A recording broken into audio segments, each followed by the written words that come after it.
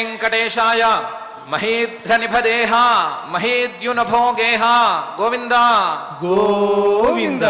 వనమాలా విభూషిత జనమాలా విభావిత గోవింద గోవింద. మహీధ్రతుల్యం మహనీయమూర్తిం మహీద్యుహేతుం మహితాచ్ఛకీర్తిం మహీధ్రగమ్యం మహతాం శరణ్యం మహీరమాప్తం మనసా స్పృశామి అని జగజ్జన్మస్థితి లయ కారణమైన శ్రీనివాస పరమాత్ముని భక్తుగా మనసులో స్మరించుకుంటూ శ్రీశుకుల వారు ఉపదేశం చేసిన శ్రీమద్భాగవతం యొక్క అధ్యయన కార్యక్రమాన్ని మనం ప్రారంభించుకుందాము. యథాప్రకారం ప్రార్థనా శ్లోకాలను చదువుకుని మంగళాచరణం చేసుకుందాము. శ్రీ గురు ప్రార్థనా. గురుర్బ్రహ్మా గురుర్విష్ణుః గురుర్దేవో మహేశ్వరః గురుః సాక్షాత్ పరం బ్రహ్మ తస్మై శ్రీ గురవే నమః. శ్రీనివాస ప్రార్థనా. వృషభాయత నేత్రాయ వృషదృగ్గోచరాయ చ వృషశైల నివాసాయ శ్రీనివాసాయ తే నమః. అథ సంకల్పః శ్రీమదాదివరాహ క్షేత్రే విరాజమానస్య నిత్యశుద్ధ బుద్ధ ముక్త స్వభావస్య లీలాగృహీత విగ్రహస్య శ్రీ పద్మావతీ జానేః అనుగ్రహేణ అస్మాకం సర్వేషాం బుద్ధిశుద్ధ్యర్థం విద్యాభివృద్ధ్యర్థం భక్తి జ్ఞాన వైరాగ్యాది తదనుకూల సర్వ సంపత్ సమృద్ధ్యర్థం శ్రీ పరమేశ్వర ప్రీత్యర్థం శ్రీమద్భాగవత పాఠం కరిష్యామహే. అస్య శ్రీమద్భాగవత స్తోత్ర మహామంత్రస్య నారద ఋషిః బృహదీ ఛందః శ్రీకృష్ణః పరమాత్మా దేవత బ్రహ్మ బీజం భక్తిశక్తిః జ్ఞాన వైరాగ్యే కీలకం అస్మాకం శ్రీమద్భగవత్ ప్రసాద సిద్ధ్యర్థే పాఠే వినియోగః. ధ్యానం నారాయణామృతరసాఢ్యపయోదుహంతీం తన్నామరూపశుభగానరవైశ్చలంతీం వ్యాసప్రసూతశుకగోపవరైర్లసంతీం గాం కామదాం దుహత భాగవతం వదంతీం. శ్రీ గురుభ్యో నమః. బ్రహ్మగారు 100 ఏళ్ల పాటు అంతర్ముఖమైన తపస్సు చేశారు. ఆయన తపస్సుకు మెచ్చి ఆ శ్రీమన్నారాయణుడు ఆయన యొక్క హృదయంలోనే ఒక అద్భుతమైన రూపంతో సాక్షాత్కరించాడు. ఆ రూపాన్ని వర్ణించటానికి మాటలు చాలవు, కానీ కుదిరినన్ని మాటల్లో ఆ రూపాన్ని వర్ణించుకోవచ్చు అని మైత్రేయ మహర్షి గారు బ్రహ్మగారు తన హృదయంలో చూసినటువంటి ఆ శ్రీమన్నారాయణుడి యొక్క రూపాన్ని వర్ణించుకుంటూ వస్తున్నారు. ఆయన నల్లని దేహం, ఆ నల్లని దేహం మీద అక్కడక్కడా ఉండేటువంటి ఆభరణాలు, ఆ రత్నాలు, వాటి కాంతులు, ఇవన్నీ కాక ఆయన యొక్క చిరునవ్వు, ఆ చిరునవ్వు యొక్క కాంతి, ఆయన యొక్క ముక్కు, దాని అందం, అలాగే ఆయన యొక్క కనుబొమ్మలు, వాటి యొక్క అందం, అవన్నీ కలిపి చూస్తే భక్తుల్ని అనుగ్రహించటానికి సంసిద్ధతను వ్యక్తపరుస్తున్నటువంటి వైనం, వీటన్నిటినీ విపులంగా మహర్షి గారు వర్ణించుకుంటూ వచ్చారు.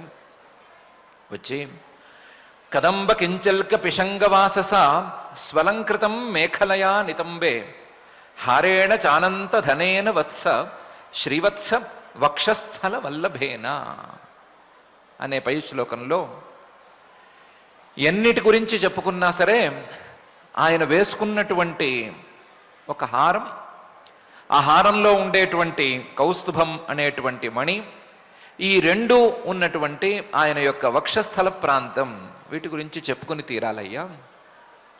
ఆయన కదంబ కింజల్క పిశంగ వాసస. కదంబం అని వర్షాకాలంలో పూసేటువంటి పువ్వు, ఒక పువ్వు ఉంది, గుండ్రంగా ఉంటుంది ఆ పువ్వు. ఆ కదంబ పుష్పం తాలూకు కింజల్కం పుప్పొడి ఏ విధంగానైతే ఒక పసుపచ్చ వాగు రంగులో ఉంటుందో అలాంటి రంగులో ఉండేటువంటి పీతాంబరాన్ని ఆయన ధరించాడు. కదంబ కింజల్క పిశంగ వాసస. ఆ పీతాంబరాన్ని ధరించినటువంటి ఈ శ్రీమన్నారాయణమూర్తి స్వలంకృతం మేఖలయా నితంబే. ఆ పీతాంబరం మీద అందంగా మేఖల అనే పేరుతో ఉండేటువంటి ఒక ఆభరణాన్ని, అలాగే ఒక యజ్ఞ సంబంధమైనటువంటి విశేషాన్ని ధరించి ఉన్నాడు. స్వలంకృతం మేఖలయా నితంబే. ఆ పట్టుబట్ట మీద అది జారకుండా కట్టాడు అని అనుకోనక్కర్లేదు, యజ్ఞ నియమాలని అనుసరించి కట్టాడు అని కూడా అనుకోనక్కర్లేదు. అలంకృతం, అలంకారం కోసమైనా కట్టాడు అని అనుకోవచ్చు. అలా స్వలంకృతం మేఖలయా నితంబే. ఇవన్నీ కాదు, హారేణచ అనంతధనేన. ఒక హారం వేసుకున్నాడు ఆయన. ఆ హారం యొక్క విలువ అనేది ఎవ్వరూ చెప్పలేరు. అనంతధనేన, విలువ అనేది దానికి లేనే లేదు. ఎవరైనా కట్టగలిగిన వెల అనేది దానికి లేనే లేదు, ఎవరు దానికి వెల కట్టలేరు. అలాంటి అనంతధనేన హారేణ వత్స, ఓ విదురుడా, శ్రీవత్స వక్షస్థల వల్లభేన. ఆ హారం ఎప్పుడూ కూడా ఆయన యొక్క వక్షస్థలం నుంచి కదలను కూడా కదలదు. ఆ హారం ఆ వక్షస్థలం నుంచి కదలకపోవటానికి కారణం ఏమై ఉంటుంది అని ఆలోచిస్తే, ఆ వక్షస్థలం మీద శ్రీవత్సం అనేటువంటి పేరుతో ఒక మచ్చ ఉంది. ఈ నల్లని శరీరం ఉండేటువంటి నారాయణమూర్తి యొక్క వక్షస్థలం మీద ఓ పెద్ద మచ్చ ఉంది, ఇంకా నల్లగా కొట్టొచ్చినట్టు కనిపిస్తూ ఉంటుంది. సరిగ్గా ఆ మచ్చ మీద ఈ హారం, దాని యొక్క పతకం అమరేట్టుగా ఉంది. చూడటానికి ఈ హారం ఆయన వక్షస్థలం కంటే కూడా ఆయన వక్షస్థలం మీద ఉండేటువంటి ఈ శ్రీవత్సం అనేటువంటి మచ్చనే ఎక్కువ ఇష్టపడుతున్నట్లుంది. శ్రీవత్స వక్షస్థల వల్లభేన. శ్రీవత్సం అనేటువంటి మచ్చ ఉండే వక్షస్థలాన్ని ఇష్టపడుతోందా, లేదా వక్షస్థలం మీద ఉండేటువంటి ఆ శ్రీవత్సం అనే దాన్ని, మచ్చను ఇష్టపడుతోందా తెలియటం లేదు. వల్లభేన, చాలా ఇష్టం ఉన్నట్లు అక్కడే అమరి కూర్చుంటోంది. ఆ మచ్చ మీదే సరిగ్గా దాని తాలూకు పథకం ఉంది. ఆ హారం ఎప్పటికీ ఆయన మీద నుంచి కదలదు. ఆ హారంలోనే కౌస్తుభం అనేటువంటి మణి కూడా ఉంది అని మహర్షి గారు కదంబ కింజల్క పిశంగ వాసస స్వలంకృతం మేఖలయా నితంబే హారేణ చానంతధనేన వత్స శ్రీవత్స వక్షస్థల వల్లభేన అని ఈ శ్లోకంలో వర్ణించి చెప్తున్నారు. ఆయనకుండే ఒకే ఒక హారం, ఆ హారంలో ఉండేటువంటి ఒకే ఒక మణి అని చెప్తే చాలా తప్పైపోతుంది. ఇలాంటి రత్నాలు మణులు ఎన్నెన్నో ఆయన శరీరం మీద ఉండేటువంటి అక్కడక్కడ ఉండే ఆభరణాల మీద ఉండనే ఉన్నాయి. ఆ ఆభరణాలన్నీ కలుపుకుని, ఆ ఆభరణాల మీద ఉండేటువంటి రత్నాలు, వాటి యొక్క కాంతులు, వీటన్నిటినీ కలుపుకుని, కింద ఉండే ఆదిశేషుణ్ణి కూడా పరిగణనలోకి తీసుకుని ఆయన్ని గనక వర్ణించుకోవాలి అని అనుకుంటే, ఒక పూలు బాగా పూచినటువంటి శ్రీగంధ వృక్షం లేదా చందన వృక్షం, దాంతో పోల్చుకుని వర్ణించుకోవచ్చు అని పై శ్లోకంలో పరార్ధ్య కేయూర మణిప్రవేక పర్యస్త దోర్దండ సహస్రశాఖం అవ్యక్తమూలం భువనాంఘ్రిపేంద్ర మహీంద్ర భోగైరధి వీతవలశం అనేటువంటి శ్లోకంలో మహర్షి గారు చెప్తున్నారు. ఆయన ఒంటి మీద పరార్ధ్య కేయూర మణిప్రవేక పర్యస్త దోర్దండ సహస్ర శాఖం, ఎన్నెన్నో ఆభరణాలు ఉన్నాయి. ఆ ఆభరణాలన్నిటిలోకి ఆయన భుజాల మీద ధరించినటువంటి కేయూరాలు, ఇవి కొట్టొచ్చినట్లు కనిపిస్తున్నాయి. అవి ఉన్నాయి, ఎన్నున్నాయి అని లెక్క కడదామని చూస్తే వేలకు వేలు ఉన్నాయి అని కనిపిస్తోంది. వేలకు వేలు కేయూరాలున్నాయి. ఎందుకంటే ఆ మూర్తికి వేలకు వేలు చేతులున్నాయి, వేలకు వేలు బాహువులు భుజాలు ఉన్నాయి. దాంతో ఈ కేయూరాలు కూడా వేలకు వేలున్నాయి. ఒక్కొక్క కేయూరము కూడా పరార్ధ్యం చాలా ఉత్తమంగా ఉంది, చాలా విలువైనది, చాలా మంచి నగిషీలతో చేసినటువంటి ఆభరణంగా ఉంది. పరార్ధ్యం, ఆ పరార్ధ్యమైనటువంటి కేయూరం, ఆ కేయూరం ఒక్కొక్క కేయూరం మీద ఉండేటువంటి మణిప్రవేకం, ఉత్తమమైనటువంటి మణులు, ఒక్కొక్క భుజకీర్తికి ప్రత్యేకించి ఒక పెద్ద మణి, చిన్న చిన్న మణులు, దేన్ని తీసుకున్నా సరే ప్రతిదీ చాలా ఉత్తమంగా ఉంది అనే స్థాయిలో ఉన్నాయి. అలాంటి మణిప్రవేక పర్యస్త, వీటన్నిటితోనూ ప్రతి భుజము నిండి ఉంది. పర్యస్త దోర్దండ భుజాలు అనేటువంటి సహస్ర శాఖం, వేలకు వేలు కొమ్మలు ఉండే ఆ చందన వృక్షంలాగా ఈయన ఉన్నాడు. చందన వృక్షానికి, చాలా పెద్ద చందన వృక్షానికే గనక వేలకు వేలు కొమ్మలు ఉంటే ఒకవేళ ఈయన భుజాల్లాగా ఆ కొమ్మలు కనిపించే స్థాయిలో ఉన్నాయి. ఆ కొమ్మలకు ఉండేటువంటి అందమైన పూలు ఈ భుజాలకు అమర్చినటువంటి కేయూరాల్లో ఉండే మణుల్లాగా ప్రకాశిస్తాయి అని చెప్పుకుంటే చెప్పుకోవచ్చు. పరార్ధ్య కేయూర మణిప్రవేక పర్యస్త దోర్దండ సహస్ర శాఖం. అంతేకాదు అవ్యక్తమూలం, ఈయన ఈ శ్రీమన్నారాయణమూర్తి అవ్యక్తం అనేటువంటి పేరు కలిగిన ప్రధానానికి కూడా మూలంగా ఉన్నాడు.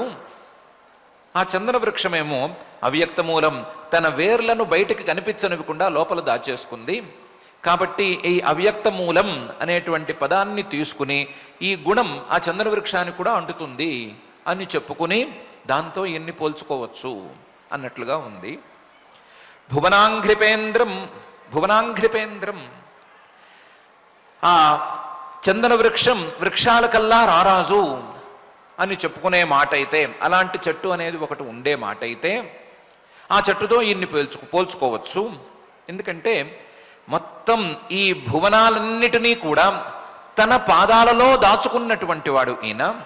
భువనాంఘ్రిపేంద్రం, తన పాదాలలో భువనాలను మొత్తం దాచుకుని తన పాదాలతో ఆ భువనాలను కాపాడుతున్నటువంటి వాడు ఈయన. కాబట్టి అంఘ్రిపేంద్ర అనే పేరు తీసుకుని, వృక్షరాజం అనే పేరు తీసుకుని ఆ వృక్షరాజంతో ఈయన్ని వేరే విధంగా పోల్చుకుంటే పోల్చుకోవచ్చు అని భువనాంఘ్రిపేంద్రం. ఇంతేకాదు అహీంద్రభోగై అధివీతవలశం అనేటువంటి అంశాన్ని కూడా కొంచెం సహకారంగా తీసుకోవచ్చు. చందన వృక్షానికి లేదా మంచి వాసన ఉండేటువంటి గంధం వృక్షానికి పాముల బెడద ఎక్కువగా ఉంటుంది. వాటి కాండాలకి, వాటి యొక్క మూలాలకి, వాటికి పాములు ఎప్పుడూ చుట్టుకుని పడుకుని ఉంటాయి. పాములు సహజంగానే మంచి వాసన ఎక్కడుంటే అక్కడికి పరిగెత్తుతాయి అంటారు కదా. అలాగే ఈ చందన వృక్షం దగ్గర కూడా పాములు పరిగెత్తుతాయి. అహీంద్రభోగై, అలాంటి పాముల యొక్క పడగలతో కూడినటువంటి అధివీతవలశం, విస్తృతమైనటువంటి స్కంధం అంటే కాండ భాగం ఉన్నటువంటి చెట్టు చందన వృక్షం అయితే ఆ చందన వృక్షంతో తొందరగానే ఈ శ్రీమన్ మహావిష్ణువు గారిని పోల్చుకోవచ్చు. ఎందుకు పోల్చుకోవచ్చు అంటే అహీంద్రభోగై రధివీతవలశం, ఈయన ఆ ఆదిశేషుడి మీద పడుకున్నాడు కదా, ఆ ఆదిశేషుడి యొక్క పడగలు అహీంద్ర భోగాలు, ఆ ఆదిశేషుడి యొక్క పడగలతో ఈయన యొక్క స్కంధ భాగం, ఈయన యొక్క కాళ్ళు చేతులు ఇవన్నీ కూడా కాస్తంత కనపడుతున్నాయి కాబట్టి, కలిసి కనపడుతున్నాయి కాబట్టి అలా పాములతో చుట్టబడినటువంటి చందన వృక్షంతో ఈయన్ని పోల్చుకుంటే పోల్చుకోవచ్చు అని మహర్షి గారు పరార్ధ్య కేయూర మణిప్రవేక పర్యస్త దోర్దండ సహస్రశాఖం అవ్యక్తమూలం భువనాంఘ్రిపేంద్రం అహీంద్రభోగై రధివీతవలశం అనే ఈ శ్లోకంలో చెప్తున్నారు. పెద్ద చందన వృక్షం, ఆ చందన వృక్షానికి అందమైనటువంటి పూలు, ఆ పూలు ఉన్నటువంటి కొమ్మలు, శాఖలు వేల కొద్దీ ఆ చందన వృక్షానికి ఉండే మాట అయితే ఆ చందన వృక్షం మొదట్లో పాములన్నీ చుట్టుకుని పడుకున్నట్లయితే ఆ చందన వృక్షం వృక్షాల్లో కల్లా నారాజుగా చాలా పెద్దదిగా ఉండే మాట అయితే దాని మూలం అనేది కనబడకుండా లోపలికి ఎక్కడో చొచ్చుకుని పోయిని ఉన్నట్లయితే అలాంటి చందన వృక్షంతో శ్రీమన్ మహావిష్ణువుని పోల్చుకోవచ్చు.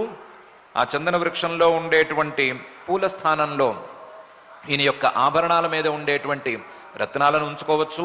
ఆ చందన వృక్షం తాలూకు కొమ్మలతో ఈయన సహస్రాలు వేలకు ఉండేటువంటి బాహువులను పోల్చుకోవచ్చు. ఆ చందన వృక్షం యొక్క మూలంలాగా ఈయన మూలం కూడా ఎవరికీ అర్థం కాదు అని అనుకోవచ్చు. ఆ చందన వృక్షం వృక్షాలలో రారాజైతే ఈయన భువనాల్లో కల్లా, ఈ లోకాల్లో కల్లా, ఈ సృష్టిలో కల్లా కూడా రారాజు అని చెప్పుకోవచ్చు. ఆ చందన వృక్షం చుట్టూ పాములు చుట్టుకునే మాట అయితే ఈయన్ని కూడా ఆదిశేషుడు అనేటువంటి ఆయన చుట్టుకుని ఉన్నాడు అని చెప్పుకోవచ్చు అని మహర్షి గారు అందంగా ఈ శ్లోకంలో వర్ణిస్తున్నాడు.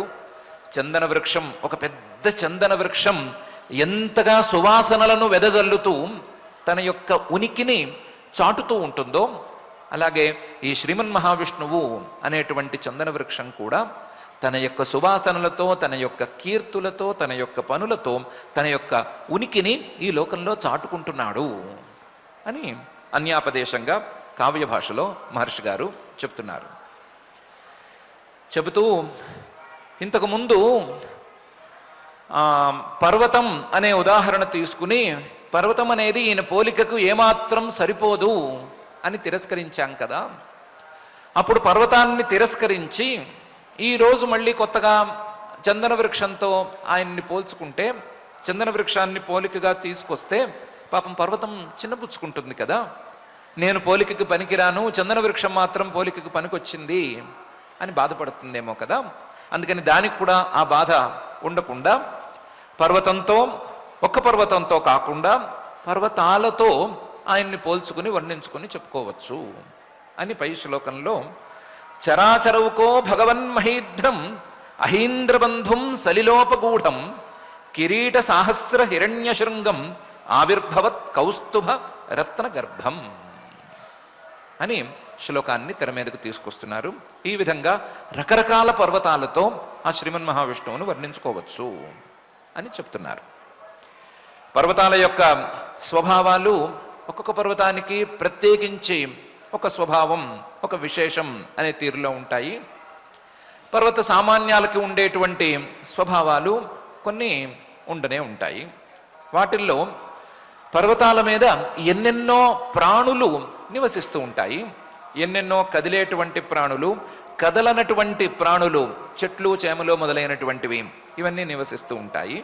కాబట్టి పర్వతం అనేది సామాన్యంగా చరాచరౌక అంటే కదలని ప్రాణుల యొక్క ఆశ్రయం అనేది ఉంది కదా.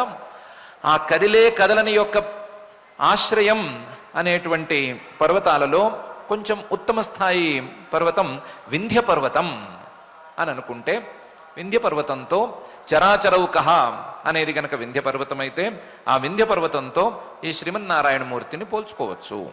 ఎలాగా అంటే ఈ సృష్టిలో ఉండే చరాచర పదార్థాలన్నిటికీ కూడా ఆయన ఆశ్రయంగా నిలుస్తున్నాడు కాబట్టి చరాచరాలకు ఆశ్రయంగా ఉండేటువంటి వింధ్య పర్వతాన్ని పోలికగా వాడుకుంటే వాడుకోవచ్చు. చరాచరౌక భగవన్ పూజనీయుడు అయినటువంటి ఓ విదురాం, మహీధ్రం ఒక చరాచరౌకమైనటువంటి మహీధ్రంతో, వింధ్య పర్వతంతో ఆయన్ని పోల్చుకోవచ్చు. కేవలం ఆ పర్వతమే వద్దు, ఇంకో పర్వతం కూడా కావాలి అని అనుకునే మాట అయితే అహీంద్ర బంధుం అని మరొక పర్వతంతో పోల్చుకోవచ్చు. అహీంద్ర అంటే పాములు, ఉత్తమమైనటువంటి పాములు, ఉత్తమ జాతికి చెందినటువంటి పాములు. ఆ పాములకు బంధువులాగా ఎక్కువ స్థాయి పాములకు ఆశ్రయంగా ఉండేది మలయ పర్వతం.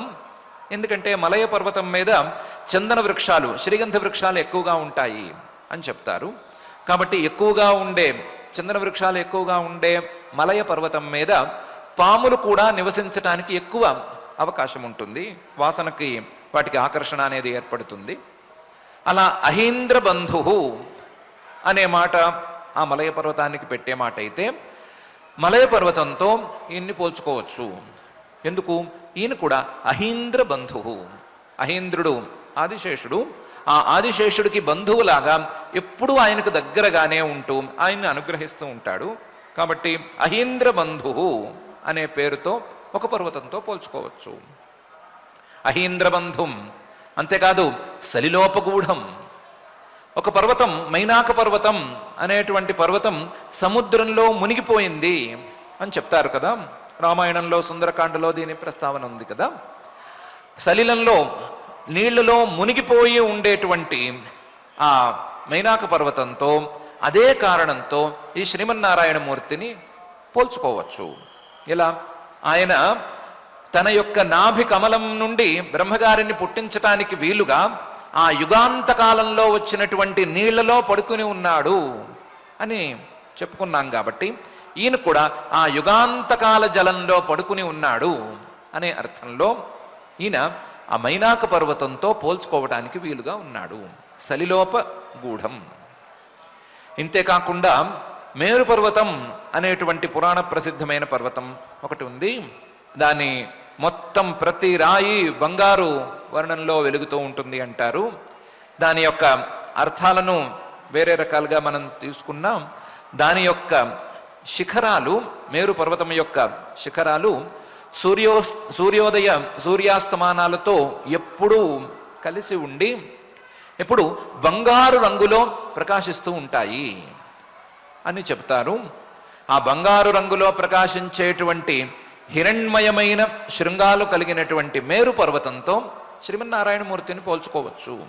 ఎలా పోల్చుకోవచ్చు? కిరీట సాహస్ర హిరణ్య శృంగం అనే తీరులో పోల్చుకోవచ్చు. మేరు పర్వతం తాలూకు శిఖరాలు బంగారు రంగులో ప్రకాశిస్తూ ఉన్నట్లుగా ఈయన శరీరం మీద ఉండేటువంటి తలకాయ, ఆ తలకాయ మీద ఉండేటువంటి కిరీటం, ఒక్కొక్క కిరీటం ఎన్నెన్నో తలకాయలు ఉన్నాయి అని అనుకున్నాము. సహస్ర శీర్ష పురుష అని ఆ వేల కొద్దీ ఉండేటువంటి తలకాయల మీద ఉండే వేల కొద్దీ కిరీటాలు ఆ మేరు పర్వతం తాలూకు శిఖరాల్లాగా ఉన్నాయి అని చెప్పుకుని కిరీట సాహస్ర హిరణ్య శృంగం అని ఆ మేరు పర్వతంతో ఈయన్ని పోల్చుకోవచ్చు. ఇలా ఆవిర్భవత్ కౌస్తుభ రత్న గర్భం అనేటువంటి మరొక విశేషణాన్ని తీసుకుని హిమాలయంతో కూడా పోల్చుకోవచ్చు. హిమాలయంలో రత్నాలు ఎక్కువగా దొరుకుతాయి అని అంటారు. ఈయన మీద కూడా, ఈయన శరీరం మీద కూడా రత్నాలలో కల్లా అతి ఉత్తమమైన కౌస్తుభం అనేటువంటి రత్నం ఉంది. కాబట్టి ఆవిర్భవత్ కౌస్తుభ రత్న గర్భం అనేటువంటి అంశాన్ని తీసుకుని రత్నాలు ఎక్కువగా దొరికేటువంటి హిమాలయంతో ఈయన్ని పోల్చుకోవచ్చు అని వేరువేరు విశేషణాలతో వేరువేరు పర్వతాలతో కావాలంటే ఈయన్ని పోల్చుకోవచ్చు అని చరాచరౌక భగవన్ మహీధ్రం అహీంద్రబంధుం సలిలోపగూఢం కిరీట సాహస్ర హిరణ్యశృంగం ఆవిర్భవత్ కౌస్తుభ రత్న గర్భం అనేటువంటి 5 విశేషణాలతో 5 పర్వతాలను తెర మీదకు తీసుకొచ్చి ఆ పర్వతాలతో ఆయన్ని పోల్చుకుని మనం ఆయన్ని అర్థం చేసుకోవటానికి, ఆయన యొక్క రూపాన్ని మనసులోకి తెచ్చుకోవటానికి ప్రయత్నం చేసుకోవచ్చు అని మహర్షి గారు ఈ శ్లోకంలో అంటున్నారు. అంటూ ఆయన యొక్క శరీరం మీద ఉండే ఆభరణాలను ఏ ఆభరణాన్ని తీసుకున్నా సరే వర్ణించటం అనేది శక్యం కానట్లుగానే ఉంది. దేనికి దానికి ఆహారాన్ని తీసుకుంటే హారాన్ని, భుజకీర్తులను తీసుకుంటే భుజకీర్తులని, ఇంకొక ఆభరణాన్ని తీసుకుంటే ఇంకొక ఆభరణాన్ని, రత్నాన్ని తీసుకుంటే రత్నాన్ని, పాదాలను తీసుకుంటే పాదాలని, దేన్నైనా సరే వర్ణించలేకపోతున్నాము. అలాగే ఆయన మీద ఉండేటువంటి ఆ వనమాల, దాని యొక్క సౌందర్యాన్ని కూడా వర్ణించలేము అని నివీతం ఆమ్నాయ మధువ్రతశ్రియ స్వకీర్తిమయ్యా వనమాలయా హరిం సూర్యేందు వాయువగ్న్యగమం త్రిధామభి పరిక్రమత్ ప్రాధనికైర్దురాసదం అనే పై శ్లోకంలో అంటున్నారు. ఆయన ఒక మంచి తులసిమాల వేసుకున్నాడు. నివీతం వనమాలయ. ఆ వనమాల ఆయన వేసుకున్నాడా లేదా ఈ వనమాలే చాలా ఇష్టంగా వెళ్ళి ఆయన్ని చుట్టుకుందా అనే సంగతి చెప్పటం కష్టం. ఈ వనమాలే ఆయన చుట్టుకుంది అని చెప్పుకుంటే సులభం. నివీతం వనమాలయ. ఆ వనమాలను వర్ణించుకోవాలి అంటే ఎలా వర్ణించుకోవచ్చు అంటే ఆ తులసి మీద చిన్న చిన్న పూలు ఉంటాయి. మంచి తులసికి బాగా పెరిగినటువంటి తులసికి పైన పూలు వస్తాయి. ఆ తులసి ఒక్కొక్క వెన్ను అని మనం తెలుగులో పిలుచుకుంటాము. వెన్నుకి పూలు వరుసగా వస్తాయి. అలాంటి వెన్నులు 5 కలిపితే దానికి మంజరి అని పేరు. ఆ మంజరిలతో వీళ్ళు ఎవరో మాల కట్టారు. ఆ కట్టినటువంటి మాల మీద ఉండే ఆ పూల మీద ఉండే అమృత రసాన్ని గ్రోలటానికి ఎక్కడెక్కడి నుంచో తేనెటీగలు వచ్చి చేరుతున్నాయి. ఆ తేనెటీగల్ని, ఆ పూలని, ఆ మాలను వేసుకున్న ఆ శ్రీహరిని చూస్తుంటే ఏమనిపిస్తోందంటే ఆమ్నాయ మధువ్రత శ్రియ వనమాలయ నివీతం అని అనాలి అనిపిస్తోంది. ఆయన మెడలో ఉండేటువంటి తులసీమాల వేరే ఏమీ కాదు, వేదాలు అనేటువంటి తులసీమాల. ఆ వేదాలలో ఉండేటువంటి ఆయా కర్మలు లేదా ఆయా సాధనాలు ఇవన్నీ పూలు, ఆ పూలలో ఉండేటువంటి ఆయా రసాలు లేదా మధు తాలూకు కణికలు అని అనుకునే మాట అయితే, ఆ కణికలను తీసుకోవటానికి మధువ్రతాలు అంటే వేదాలలో ఉండేటువంటి తత్వాలను గ్రోలటానికి వచ్చినటువంటి మహానుభావులు ఎంతోమంది ఉన్నారు అని అనిపిస్తోంది. వాళ్ళందరూ గ్రోలటానికి వచ్చి ఆ వేదాల మీద కంటే కూడా ఆ వేదాలను తన మీద ధరించి ఉన్నటువంటి ఆ శ్రీహరినే ఎక్కువ ఇష్టపడుతున్నారు అని చెప్పేటట్లుగా ఉంది. అలాంటి ఆమ్నాయ మధువ్రత శ్రియ స్వకీర్తిమయ్య, వాళ్ళు కీర్తి, ఆ పరమాత్మ యొక్క కీర్తి అనేటువంటి మధువును గ్రోలటానికే, ఆ పరమాత్మ యొక్క తత్వం అనేటువంటి మధువును గ్రోలటానికే ఎక్కువ ఇష్టపడుతున్నట్లుగా కనిపిస్తున్నారు. కాబట్టి తన యొక్క కీర్తి అనే ఆ వనమాలను ఆయన ధరించాడేమో అన్నట్లుగా ఉంది. నివీతం ఆమ్నాయ మధువ్రతశ్రియ స్వకీర్తిమయ్యా వనమాలయ ఆయన ఉన్నాడు. అలాంటి వనమాలను చూసిన వెంటనే బ్రహ్మగారికి వెంటనే హరిహి, ఈయనే శ్రీమన్ మహావిష్ణువు అని అర్థమైపోయింది. అలాంటి హరిం బ్రహ్మగారు చూశారు. బ్రహ్మగారు చూశారు అంటే కంటికి కనిపిస్తే చూడకుండా ఏం చేస్తారు అని అడిగితే దానికి చెప్తున్నారు, కంటికి కనిపించినంత మాత్రాన ఆయన్ని చూడటం అనేది ఎవరి వల్ల కాదు. కంటికి ఎదురుకుండా ఉన్నా ఆయన కనిపిస్తాడు అనేటువంటి నియమమేమీ లేదు. ఇది మామూలు వాళ్ళకే కాదు, సూర్యేందు వాయువగ్నియగమం, సూర్యుడు, చంద్రుడు, వాయువు, అగ్ని లాంటి మహామహాదేవతలే ఆయన్ని తెలుసుకోలేక ఇబ్బంది పడ్డారు. ఆయన్ని సూర్యుడు కానీ, చంద్రుడు కానీ, అగ్ని కానీ తమ వెలుగులతో తెలుసుకోలేరు, తెలియజేయలేరు అని తస్య భాషా సర్వమిదం విభాతి అనేటువంటి మంత్రంలో కఠోపనిషత్తు చెప్పనే చెప్పింది. నత్ర సూర్యో భాతి న చంద్రతారకం నేమా విద్యుతో భాంతి కుతోయమగ్ని అని. అలా సూర్యేందు వాయువులు, సూర్యేందు అగ్నులు ఆయన్ని తెలుసుకోలేరు, ఆయన్ని తెలియజేయనివ్వలేరు. అలాగే వాయువు కూడా, ఎక్కడికి పడితే అక్కడికి వెళ్ళగలిగినటువంటి వాయువు కూడా, సర్వగతుడు అనే పేరున్న వాయువు కూడా ఈ పరమాత్మను మాత్రం వెంటనే అర్థం చేసుకోలేడు అనే విషయం కేనోపనిషత్తులో చిన్న గాథలో ఉంది. కాబట్టి మహామహాదేవతలకే అర్థం కానటువంటి వాడు, మహామహాదేవతలే చూడలేకపోయినటువంటి వాడు సూర్యేందు వాయువగ్ని యగమం. వింతే కాదు, దేవతలు కాదు, రాక్షసులు కూడా ఈయన్ని పట్టుకోలేకపోయారు. రాక్షసులు ప్రయోగించిన ఆయుధాలు కూడా ఈయన్ని అందుకోలేకపోయినాయి. రాక్షసులు లాంటి మహానుభావులు, పెద్ద పెద్ద పరాక్రమం ఉండేటువంటి వాళ్ళు తమ తమ వరప్రభావాలతో ఎన్నెన్నో ఆయుధాలను సాధించారు. ఆ ఆయుధాలు త్రిధామభి, ముల్లోకాలలో ఎక్కడికి పడితే అక్కడికి వెళ్ళగలిగినటువంటి ఆయుధాలు. ఆ ఆయుధాలతో ఎలాగైనా సరే ఈ శ్రీమన్ మహావిష్ణువుని కొట్టేద్దాము అని వాళ్ళు ప్రయత్నం చేస్తే పరిక్రమత్ ప్రాధనికై, ప్రధానం అంటే యుద్ధం, ఆ యుద్ధం చేద్దాము అనేటువంటి ప్రారంభంతో, పరిక్రమంతో వాళ్ళు ఆ ఆయుధాలను ప్రయోగిస్తే తైర్దురాసదం, వాటిల్లో ఏ ఒక్క ఆయుధానికి ఆయన అందలేదు, ఏ ఒక్క ఆయుధానికి ఆయన దొరకలేదు. ఆయన్ని కొడదాము అనేటువంటి ప్రయత్నంతో ఆయుధాలను ప్రయోగించినా ఆయన దొరకడు. ఆయన్ని పట్టుకుందాము అనేటువంటి భక్తితో ఆయన్ని పట్టుకుందామని ప్రయత్నం చేసినా సరే, భక్తి చాలకపోయినా, సాధనం తాలూకు బలం చాలకపోయినా ఆయన దొరకడు. కాబట్టి ఆయన దొరకటం అనేది చాలా సంక్లిష్టమైన విషయమే. ఆయన దొరికాడు అంటే గొప్పగా చెప్పుకోవలసినటువంటి విషయమే. బ్రహ్మగారి స్థాయిలో ఉన్నవాడు 100 ఏళ్ళు అంతర్ముఖంగా తపస్సు చేస్తే ఆయన దొరికాడు అని చెప్తున్నామంటేనే ఆయన దొరకటం ఎంత కష్టం అనే విషయం అర్థం చేసుకోవలసిందే అని నివీత మామ్నాయ మధువ్రతశ్రియా స్వకీర్తిమయ్యా వనమాలయా హరిం సూర్యేందు వాయువగ్నియగమం త్రిధామభి పరిక్రమత్ ప్రాధనికైర్దురాసదం అనే ఈ శ్లోకంలో మహర్షి గారు చెప్తున్నారు. ఇంకా కూడా సూచనాత్మకంగా ఆయన్ని పట్టుకోవాలి అంటే ఆయుధాలు పనికిరావు, మేము గొప్ప అనేటువంటి భావన పనికిరాదు. ఒకవేళ పనికొస్తే వేదాలు అనేవి మాత్రమే పనికొస్తాయి.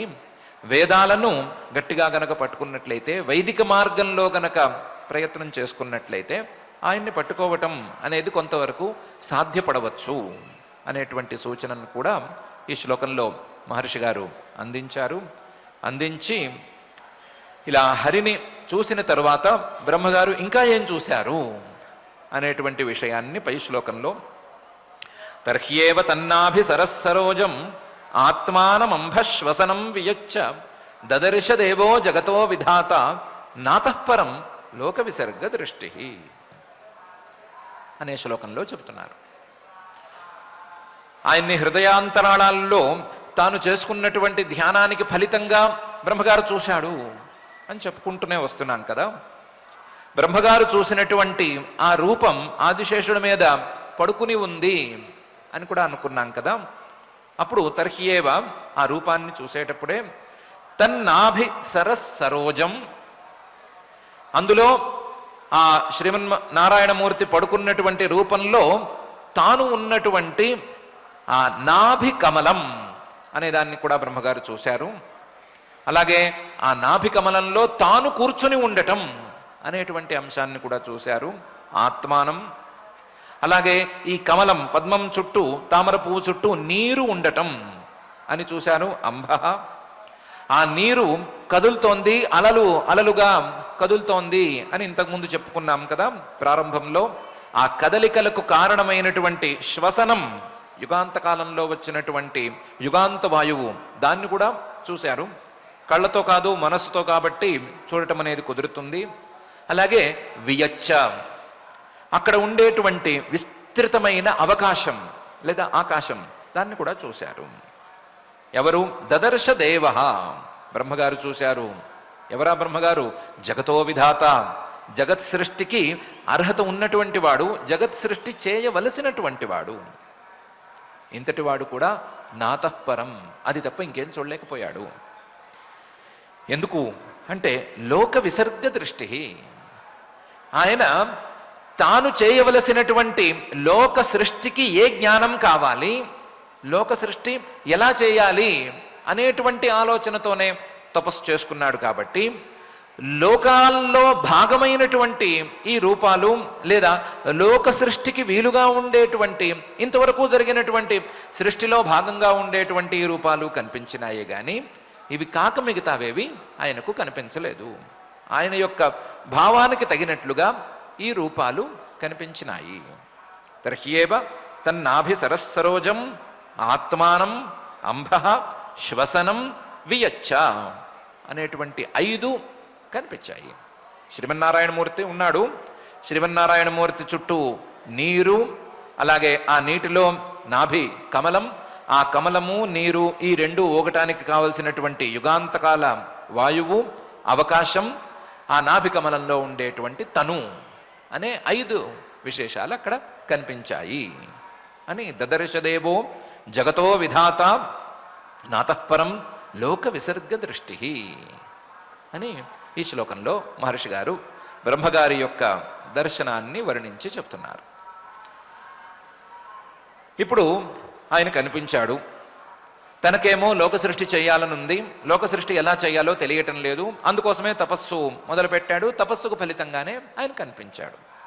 కాబట్టి ఇదంతా కూడా లోక సృష్టి అనే దాని చుట్టూ తిరుగుతోంది. అందువల్ల స కర్మబీజం రజసోపరక్త ప్రజా శిశృక్షన్ ఇయదేవ దృష్ట్వా అస్తౌద్ విసర్గాభిముఖ తమీడ్యం అవ్యక్తవర్త్మన్యభివేశితాత్మా అని పై శ్లోకంలో ఆ శ్రీమన్నారాయణమూర్తిని ఈయన స్తుతి చేయటం మొదలుపెట్టాడు అని మహర్షి గారు చెప్తున్నారు. బ్రహ్మగారు ఉన్న పరిస్థితి ఏంటి? సహ కర్మబీజం, ఆయన మానవుల లేదా ప్రాణుల తాలూకు కర్మలకు ఫలితాలను ఇవ్వటానికి సంసిద్ధంగా ఉన్నాడు. దానికోసమే ఆయన పుట్టుకొచ్చాడు. కర్మల యొక్క బీజంగా ఈయన ఉన్నాడు. కర్మలు ఫలితాలు అనే తీరులో మొలకలు వేయాలి అంటే ఈయనే ఆ బీజం కావాలి. రజసోపరక్త, దానికి తగ్గట్లుగా ఆయన రజోగుణంతో కూడి ఉన్నాడు. రజోగుణ ప్రధానంగానే ఈ బ్రహ్మగారు ఉన్నారు.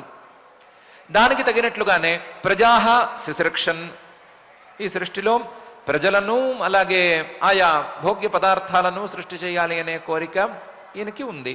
ప్రజాహ శిశృక్షన్, కానీ యదేవ దృష్ట్వా, ఇంతే ఆయనకి కనిపించింది. కాబట్టి ఇలాంటి పరిస్థితుల్లో అస్తౌద్ విసర్గాభిముఖ, ఇంకా నాకేమీ కనిపించడం లేదు, ముందుకేమీ తోచడం లేదు, కావాలనుకున్నటువంటి సృష్టి విషయంలో జ్ఞానం అనేది అందటం లేదు అని అస్తౌత్ ఆయన స్తుతి చేయటం ప్రారంభించాడు. ఎందుకు? విసర్గాభిముఖ, ఆయనకు కావలసింది ఇప్పుడు సృష్టి నడవాలి, ఆ సృష్టికి కావలసిన జ్ఞానం ఆయనకి ఉండాలి. ఎవరిని స్తుతి చేశాడు? తం ఈడ్యం, ఎదురుకుండా కనిపిస్తున్నటువంటి ఈ పంచరూపాల కింద ఉండేటువంటి శ్రీమన్నారాయణుణ్ణి స్తుతి చేయటానికి వీలైనటువంటి ఆ శ్రీమన్నారాయణుణ్ణి స్తుతి చేసుకున్నాడు. చేసుకునేటప్పుడు మాత్రం జాగ్రత్తగా చేశాడు. అవ్యక్తవర్త్మన్ని అభివేశిత ఆత్మ, అవ్యక్తమైనటువంటి ఏ ఇంద్రియాలకు ఏ ప్రమాణాలకు గోచరం కానటువంటి వర్త్మ మార్గం ఉండేటువంటి ఆ పరమాత్మ యొక్క నిర్గుణ స్వరూపం మీద అభినివేశిత ఆత్మ, మనస్సును స్థిరంగా ఉంచుకునే సగుణ రూపాన్ని స్తుతి చేయటం ప్రారంభించాడు. సకర్మబీజం రజసోపరక్త ప్రజా శిశృక్షన్ ఇయదేవ దృష్ట్వా అస్తౌద్ విసర్గాభిముఖస్తమీడ్యం అభినివేశితాత్మ అని ఈ శ్లోకంలో మహర్షి గారు చెప్తున్నారు. ఈ శ్లోకంతో ఈ నవమాధ్యాయం అనేటువంటి అధ్యాయాన్ని పూర్తి చేసేశారు. ఈ అధ్యాయంలో ప్రధానంగా బ్రహ్మగారు తపస్సు చేయటం, తపస్సు చేసినటువంటి బ్రహ్మగారికి శ్రీమన్నారాయణమూర్తి కనిపించటం అనేటువంటి అంశాలు ఉన్నాయి. ఆ నారాయణమూర్తి గారిని వర్ణించుకోవటం అనేటువంటి విధానం ఈ అధ్యాయంలో ప్రధానంగా ఉంది. ఆ ప్రధానంగా ఉండేటువంటి అధ్యాయంలో ఉండే అంతర్ముఖ సాధనకు మాత్రమే అందేటువంటి ఆ శ్రీమన్నారాయణమూర్తి లేదా పరమాత్మ యొక్క సగుణ రూపం అనే దాన్ని ప్రధానంగా దృష్టిలో ఉంచుకుని ఆ సగుణ రూపాన్ని అందుకోవటానికి బ్రహ్మగారిలాగా మనం కూడా అంతర్ముఖమైనటువంటి సాధన చేయాలి అనేటువంటి నిర్ణయాన్ని తీసుకుని దానికి తగినట్లుగా శీఘ్రంగానే మనం ఆ అంతర్ముఖ సాధన వైపు అడుగులు వేసుకుందాము. మన అడుగులను నిలబెట్టవలసిందిగా ఆ జగజ్జన్మ స్థితి లయ కారణమైనటువంటి శ్రీనివాస పరమాత్మని భక్తిగా ప్రార్థించుకుందాము.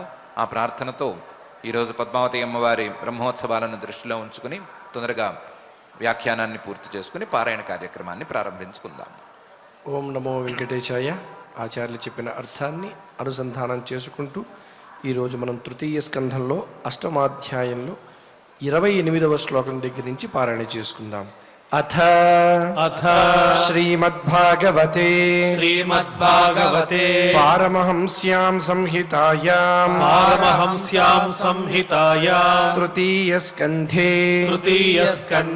అష్టమాధ్యాయే శ్లోకాః కదంబకింజల్కపిశంగవాససా స్వలంకృత स्वलङ्कृतं मेखलया नितम्बे स्वलङ्कृतं मेखलया नितम्बे हारेण चानन्तधनेन वत्स हारेण चानन्तधनेन वत्स श्रीवत्सवक्षस्थलवल्लभेन श्रीवत्सवक्षस्थलवल्लभेन परार्ध्यकेयूरमणिप्रवेक परार्ध्यकेयूरमणिप्रवेक पर्यस्तदोर्दण्डसहस्रशाखम् पर्यस्तदोर्दण्डसहस्रशाखम् परार्ध्यकेयूरमणिप्रवेक पर्यस्तदोर्दण्डसहस्रशाखम् परार्ध्यकेयूरमणिप्रवेक पर्यस्तदोर्दण्डसहस्रशाखम् अव्यक्तमूलं भुवनाङ्घ्रिपेन्द्रम् अव्यक्तमूलं भुवनाङ्घ्रिपेन्द्रम् अहीन्द्रभोगैरधिवीतवल्शम् अहीन्द्रभोगैरधिवीतवल्शम् चराचरौको भगवन्महीध्रम् चराचरौको भगवन्महीध्रम् अहीन्द्रबन्धुं सलिलोपगूढम् अहीन्द्रबन्धुं सलिलोपगूढम् किरीटसाहस्रहिरण्यशृङ्गम् किरीटसाहस्रहिरण्यशृङ्गम् आविर्भवत्कौस्तुभरत्नगर्भम् आविर्भवत्कौस्तुभरत्नगर्भम् निवीतमाम्नाय मधुव्रतश्रिया निवीतमाम्नाय मधुव्रतश्रिया स्वकीर्तिमय्या वनमालया हरिम् स्वकीर्तिमय्या वनमालया हरिम् सूर्येन्दुवाय्वग्न्यगमम् त्रिधामभिः सूर्येन्दुवाय्वग्न्यगमम् त्रिधामभिः परिक्रमत्प्राधनिकैर्दुरासदम् परिक्रमत्प्राधनिकैर्दुरासदम् तर्ह्येव तन्नाभिसरः सरोजम् तर्ह्येव तन्नाभिसरः सरोजम् आत्मानमम्भश्वसनम् वियच्च आत्मानमम्भश्वसनम् वियच्च ददर्श देवो जगतो विधाता ददर्श देवो जगतो विधाता नातः परं लोकविसर्गदृष्टिः नातः परं लोकविसर्गदृष्टिः सकर्मबीजं रजसोपरक्तः सकर्मबीजं रजसोपरक्तः प्रजासि सृक्षन्नियदेव दृष्ट्वा प्रजासि सृक्षन्नियदेव दृष्ट्वा अस्तौद्विसर्गाभिमुखस्तमीड्यम् अस्तौद्विसर्गाभिमुखस्तमीड्यम् अव्यक्तवर्त्मन्यभिवेशितात्मा अव्यक्तवर्त्मन्यभिवेशितात्मा इति श्रीमद्भागवते श्रीमद्भागवते पारमहंस्यां संहितायाम् पारमहंस्यां संहितायां तृतीयस्कन्धे तृतीयस्कन्धे अष्टमोऽध्यायः అష్టమోధ్యాయః. పారాయణ కార్యక్రమాన్ని భక్తి శ్రద్ధలతో పరిపూర్ణం చేసుకున్నాం. ఇప్పుడు అందరం కలిసి క్షమా ప్రార్థనాదులు పలుకుదాం. అథ క్షమా ప్రార్థన యదక్షరపదభ్రష్టం మాత్రాహీనం చ యద్భవేత్ తత్సర్వం క్షమ్యతాం దేవ నారాయణ నమోస్తుతే. అథ భగవత్సమర్పణం కాయేన వాచా మనసేంద్రియైర్వా బుద్ధ్యాత్మనా వా ప్రకృతే స్వభావాత్ కరోమి యద్యత్ సకలం పరస్మై నారాయణాయేతి సమర్పయామి. అథ లోకక్షేమ ప్రార్థనా సర్వే భవంతు సుఖినః సర్వే సంతు నిరామయాః సర్వే భద్రాణి పశ్యంతు మా కశ్చిద్ దుఃఖభాగ్ భవేత్.